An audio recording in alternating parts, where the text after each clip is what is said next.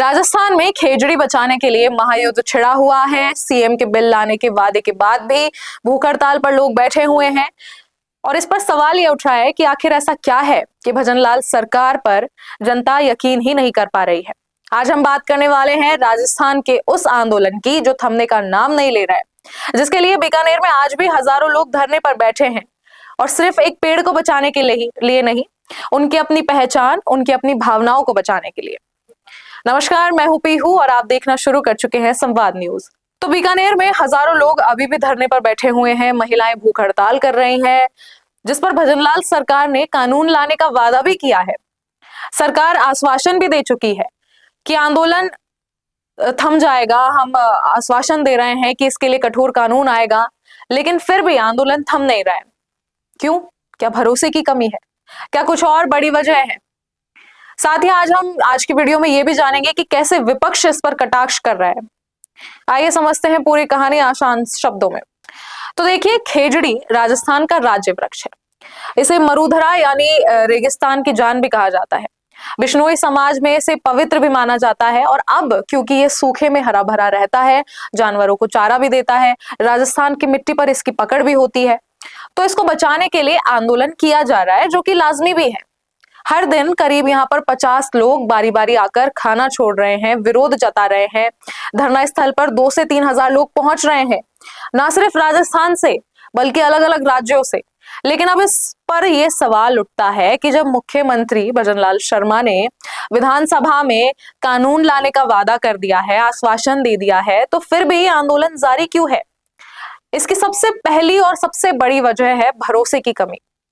इन तमाम आंदोलनकारियों का यही कहना है कि उन्हें सिर्फ मौखिक आश्वासन चाहिए ही नहीं, वो चाहते हैं कि प्रमुख शासन सचिव यानी कि एसीएस स्तर से पूरे राजस्थान में खेजड़ी की कटाई रोकने का एक लिखित आदेश जारी हो, जो कि सही भी है, और जब तक ऐसा नहीं होता वे आंदोलन खत्म नहीं करेंगे।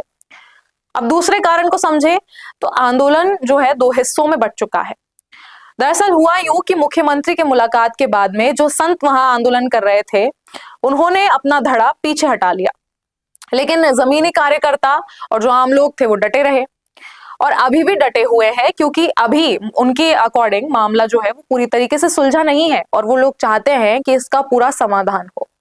तीसरी बड़ी वजह हम माने तो वो सोलर प्रोजेक्ट हो सकती है, क्योंकि पश्चिमी राजस्थान में बहुत बड़े स्केल पर सोलर प्लांट्स लगाए जा रहे हैं, जिसके लिए खेजड़ी को काटना पड़ेगा, क्योंकि वहां खेजड़ी की संख्या सबसे ज्यादा है।